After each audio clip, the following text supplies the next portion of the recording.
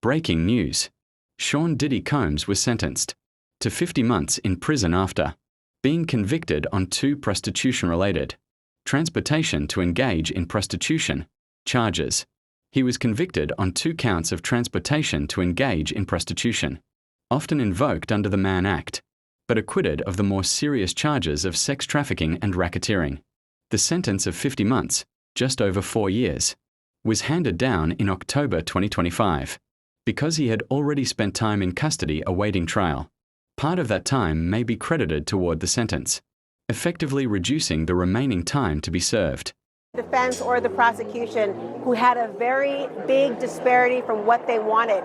The key issue all along for sentencing was whether he was going to take into consideration the so-called acquitted behavior, specifically violence. Why I say acquitted behavior is, as you know, he was found not guilty of the more serious charges of RICO, racketeering, and of course, sex trafficking. The sex trafficking component had a force, a violence, or a fraud component. Actually, they had to consider. The defense said because he was acquitted of those charges, that meant that fraud and violence and force was not being considered or should be considered when it came to the transportation to engage in prostitution claims. Well, the judge said no. He factored in the manner in which the crimes occurred, manner in which he was convicted of those charges. He also pointed to the duration of these so-called freak-offs and hotel nights. I don't mean the length per session, but the overall time period for which these occurred and the vast resources available to him.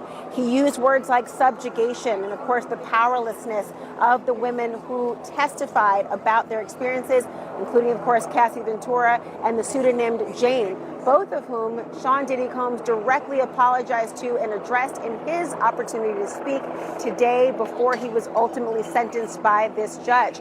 Also add to that a half a million dollar fine, $500,000 included here as well. But remember, he has been in jail waiting for a sentence and waiting for the trial.